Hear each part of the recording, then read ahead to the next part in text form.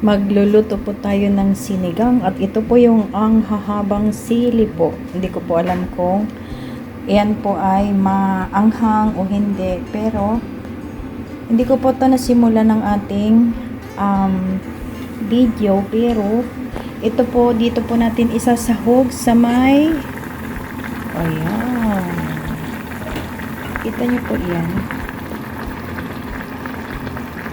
Yan po ay salmon, yung paborito naming isda. Tapos isasahog na lang po namin ang okra at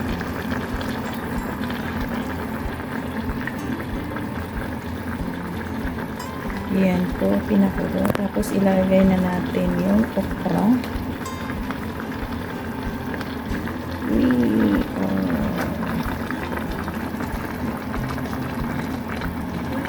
It's hot, very hot.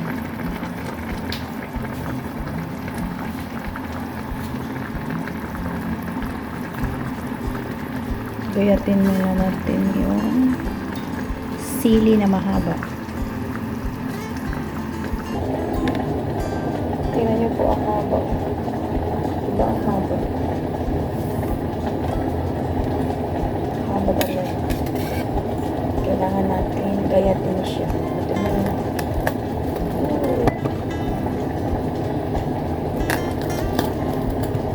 Bali tatlong piraso.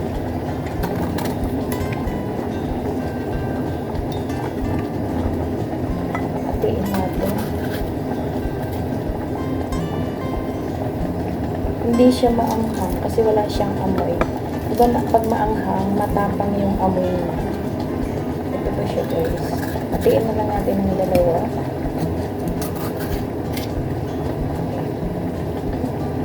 Haba dahil. Haba. Grobing haba. O, diba? Pwedeng pang apat.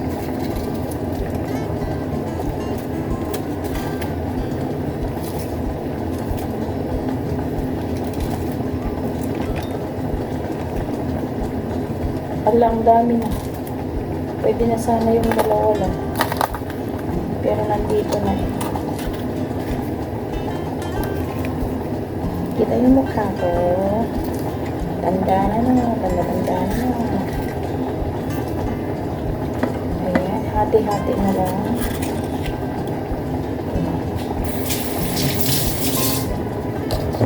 At papakita ko sa inyo kung gaano na siya karami. Ayan na, ang dami na guys, ang dami na. So, ngayon, ilalagay na natin dito sa may sinigang natin na salmon. Ayan, ang taba. Taba guys.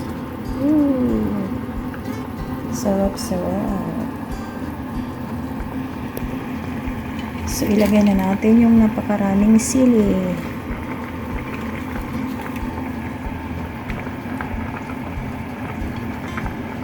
Dami ng sili. Mabilis lang po itong maluto kasi ayoko po yung mag-iiba yung kulay niya. Hindi siya magkulay green. So, timplahan na natin kasi kumukulo naman siya.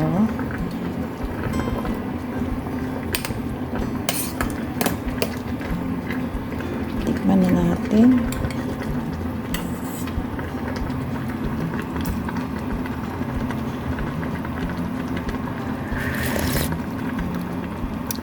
Sarap ng lasa.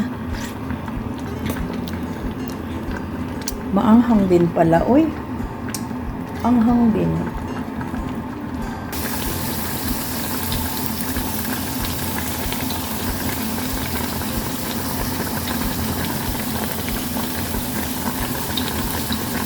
Ayan, revisa rin na natin guys. Revisa rin. Tikman na po natin.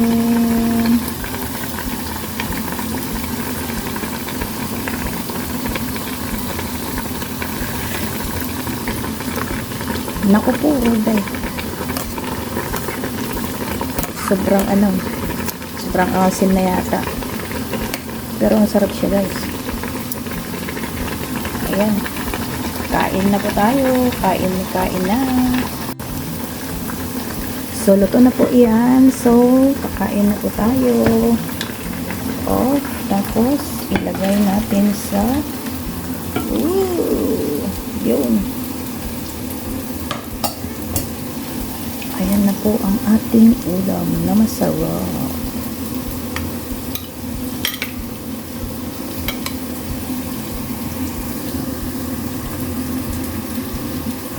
Durog-durog niya. Wala na siyang view. Ayan po yung pa-view. Lagyan ko po siya ng gabi.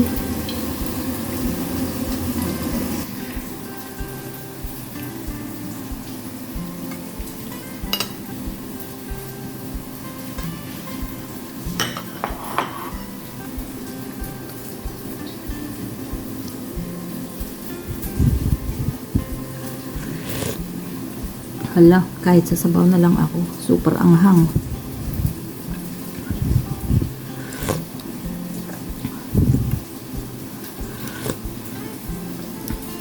Pero ang sarap niya, guys. Sarap.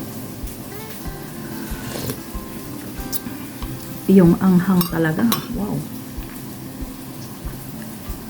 Kain na po.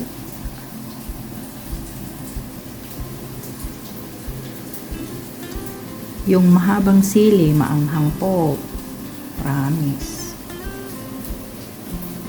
Glinli, nagtataba na gayong.